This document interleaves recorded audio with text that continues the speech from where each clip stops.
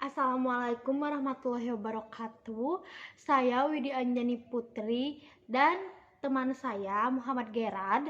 Di sini saya akan membahas tentang belajar seumur hidup dan pengembangan terhubung wawasan dari Afrika Selatan, chapter 10.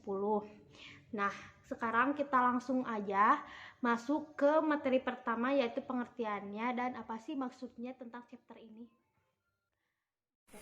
Terima kasih kepada moderator yang telah mempersilahkan saya untuk memaparkan materinya. Selanjutnya, saya akan memaparkan materi tentang pengantar pembelajaran seumur hidup melalui 4 tahap utama perkembangan manusia. Mewujudkan kebutuhan untuk terintegrasi, terhubung, pendekatan untuk pembangunan, tujuan sosial pembelajaran seumur hidup, dan sosial ekonomi dan politik konteks. Keduanya membingkai diskusi pembelajaran seumur hidup. Untuk tujuan apa untuk pembelajaran seumur hidup digunakan secara strategis demi kemajuan manusia dan kondisi planet. Penting untuk mengingatkan diri kita sendiri tentang kunci sosial tujuan pembelajaran seumur hidup. Baik, sekarang kita masuk pada slide selanjutnya, yaitu sejarah dan kondisi material kita membentuk apa yang mungkin. Oleh karena itu, perlu memberi petunjuk singkat pada bidang sosial, politik, dan ekonomi. Kondisi di mana pembelajaran sepanjang hayat berkembang. Afrika Selatan adalah negara 48 juta orang. Ini memiliki karakteristik sebagai berikut.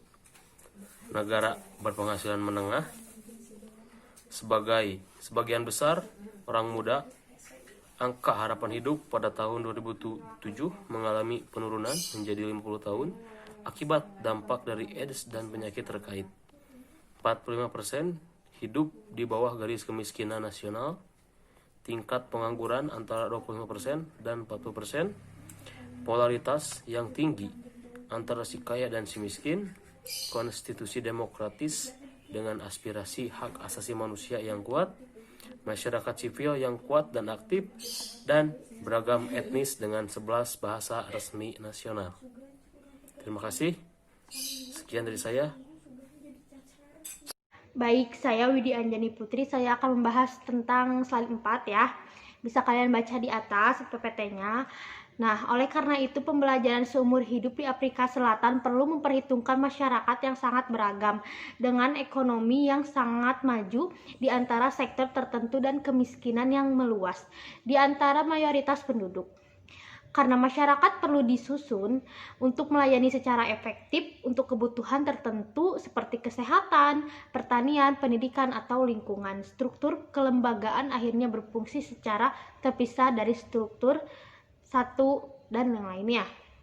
Perkembangan pribadi dan komunitas dapat mengakibatkan perpecahan dan sedikit demi sedikit dari sudut pandang individu atau komunal.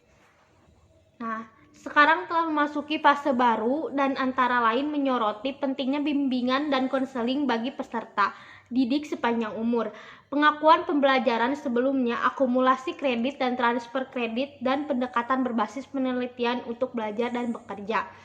Nah, kita di sini di chapter 10 adapun kita ngambil dari beberapa referensi yang akan ditampilkan di slide berikutnya.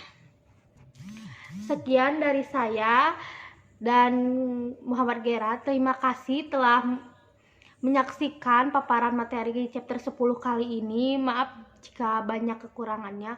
Wabillahi taufiq wal hidayah. Wassalamualaikum warahmatullahi wabarakatuh.